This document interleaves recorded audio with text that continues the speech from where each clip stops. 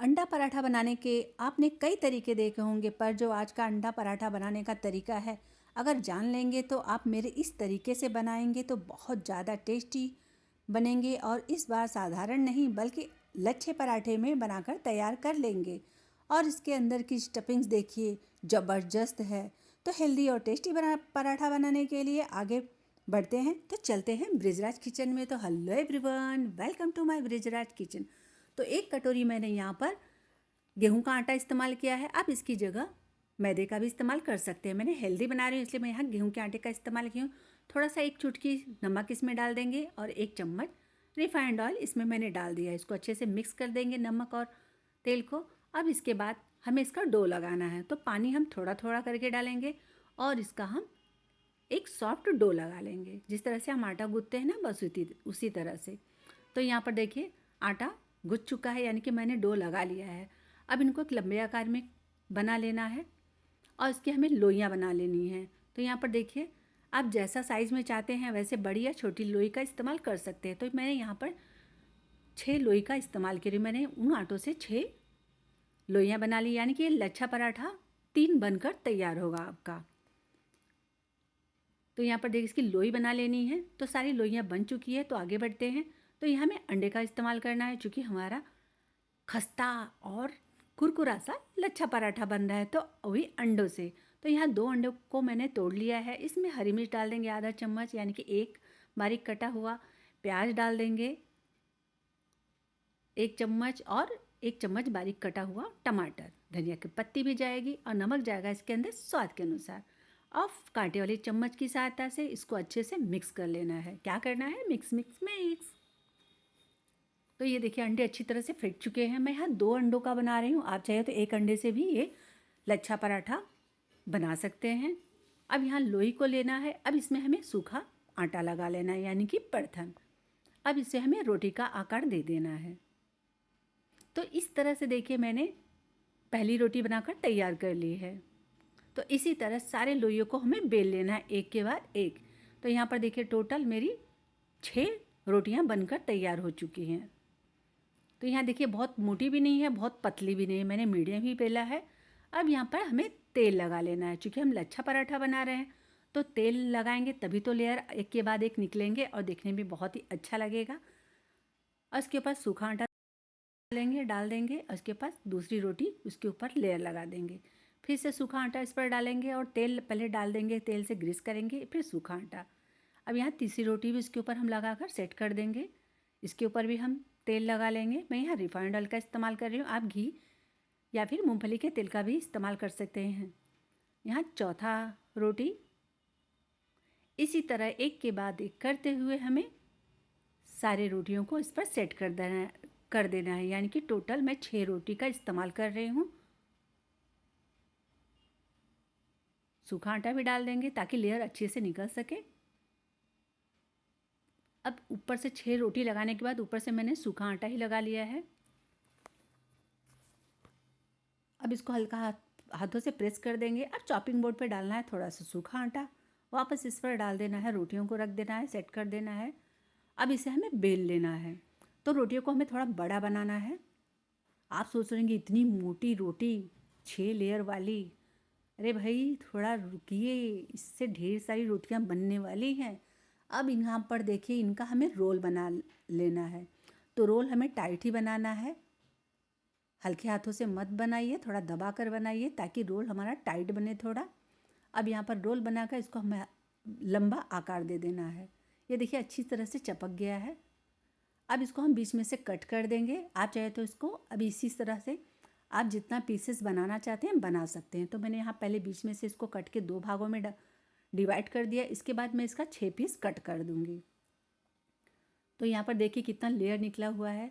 अब मैं इन आटों को रख दूँगी 10 मिनट रेस्ट करने के लिए। और 10 मिनट के बाद इनको मैंने कट कर दिया है। ये देखिए 6 पीसेस मैंने इनके बना लिए हैं और इसे मैंने दबा दिया। तो देख रहे होंगे आप राउंड राउंड कलर में, मतलब राउंड बन चुका है। अब फिर से परथन लगाना है एक लोई में और इसका हमें रोटी बना लेना है। तो यहाँ पर देखिए मैंने पहली रोटी फिर से बना ली। अब ये हमारे लच्छे पराठे अच्छे से बन चुके हैं। अब इनको करना क्या है, सेक लेना है, यानी कि इनको पका लेना है। तो तवा मैंने गर्म किया जिस पे मैंने थोड़ा सा तेल ग्रीस कर लिया ताकि मेरा पराठा चपके ना आसानी से निकल जाए। और यहाँ देखिए अब हमें रोटियों को बना लेना है, यानी कि इन लच्छो पराठों को पहले हमें बना लेना है। एक तरफ सिक गया है हल्का सा, तो दूसरी तरफ अच्छे से पका लेते हैं ताकि रोटियां हमारी कच्ची ना रहे, यानी कि हमारे पराठे कच्चे ना रहे। अब ऊपर से मैंने वापस तेल ग्रीस कर दिया है। ये पराठे ना बहुत ही क्रिस्पी बनने वाले हैं, अंदर से सॉफ्ट होगा क्योंकि आमलेट बीच में पड़ेगा, और ऊपर से बहुत ही क्रिस्पी बनेंगे। और ये लेयरदार पराठे हैं। तो दोनों तरफ मैंने तेल लगा लिया, ग्रीस कर दिया, यानी कि अब इनको उलटते पुलटते हुए इन पराठों को हमें अच्छी तरह से पका लेना है। तो यहाँ पर देखिए मेरे पराठे एकदम मस्त से पक चुके हैं, तो इनको फटाफट साइड में रखती हूँ और बाकी के पराठों को भी मैं सेक लेती हूँ, यानी कि पका लेती हूँ। ये दूसरा पराठा भी गया। और यहाँ पर देखिए आमलेट तो हमने पहले से फेंट कर रखा था, तो तेल गरम करना है थोड़ा सा तवे पर और इस अंडा वाले पेस्ट को डाल देना है। तो यहाँ मैं 2 अंडों का इस्तेमाल कर रही हूँ और डालते ही तवे पर इसे हमें फटाफट मिक्स कर लेना है, जिस तरह से हम भुज्जी बनाते हैं ना, बस इधर उधर से अच्छे से मिक्स कर लेना है ताकि हमारा जो लच्छो पराठों के बीच जो हमारा आमलेट दिखे ना वो बहुत मोटे में दिखाई दे। इसे क्या उलट पुलट देंगे ना इधर उधर, तो ये मोटा आकार में हो जाएगा। अब क्या करना है, ऊपर से लच्छा पराठा रख देना है। एकदम फ्लेम स्लो ही रखेंगे और नीचे तरफ हम आमलेट को अच्छी तरह से पकने देंगे। उसे अब पलट लेना है। और यहाँ पर देखिए दूसरा अंडा मैंने फेंट कर रखा था, इसमें हम ऊपर से लगा देंगे ताकि जो हम दूसरा पराठा इसके ऊपर रखें वो आसानी से चिपक जाए। ये गीला रहे तभी दूसरा पराठा इस पर रख कर चिपका लेना है। फ्लेम स्लो ही रखेंगे गैस का, नहीं तो हमारे पराठे जल जाएंगे। अब यहाँ पर देखिए उलटते पुलटते हुए हल्का गोल्डन कलर आने तक हम इन पराठों को यानी कि क्रिस्पी होने तक पका लेना है। तो ये पराठे ना सर्दियों में ना अगर एक खा लेंगे ना, यकीन मानिए पेट भर जाएगा। तो यहाँ देखिए मेरे लच्छेदार पराठे यानी कि एक लच्छा पराठा बनकर एकदम परफेक्ट तैयार हो चुका है। तो अब आती है दूसरे पराठे की बारी। तो यहाँ पर मैं दूसरा पराठा बनाना शुरू कर दी हूँ। मैं 2 ही पराठा बना रही हूँ। तो यहाँ पर देखिए मैंने 2 पराठे बनाकर एकदम परफेक्ट तैयार कर लेंगे। इसका लेयर आप देख रहे होंगे, ये बहुत ही क्रिस्पी है, यकीन मानिए। तो ये मेरे पराठों की अब करनी है क्या, चलिए फटाफट इसकी कटिंग कर देते हैं। आप इन पराठों को बच्चों के लंच बॉक्स में भी दे सकते हैं। यहाँ पर मैंने इसको कट कर दिया।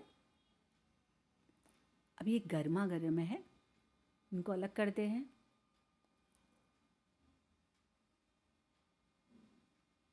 तो यहाँ पर देखिए वाओ, मुँह में देखकर पानी आ रहा होगा ना, मेरे तो मुँह में पानी आ रहा है कि मैं ऐसे अब खाने वाली हूँ थोड़े ही देर के बाद। बस थोड़ा सा वीडियो शूट कर लूँ, मुझसे तो कंट्रोल ही नहीं हो रहा।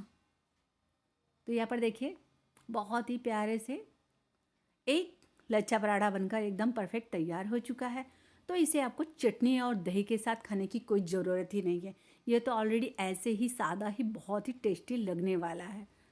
हाँ, अगर आपको ज़्यादा चटनी अगर पसंद है तो टमाटो सॉस के साथ ये लच्छा पराठा जा सकता है, मगर मैं तो इसे ऐਵੇਂ ही खाने वाली हूँ, यूँ ही खा लूँगी सादा सादा ही। तो ये इनको मैं तोड़ कर दिखाती हूँ आपको। वाओ, बहुत ही क्रिस्पी लच्छा पराठा बनाकर मैंने तैयार कर लिया है। तो आपके लच्छे पराठे कैसे बने हैं मुझे कमेंट में ज़रूर बताइएगा। और ये मेरा आइडिया आपको कैसा लगा, मतलब मेरा लच्छा पराठा आपको कैसा पसंद आया, मुझे कमेंट में ज़रूर बताइएगा। और हाँ, लाइक एंड सब्सक्राइब करना ना भूलें।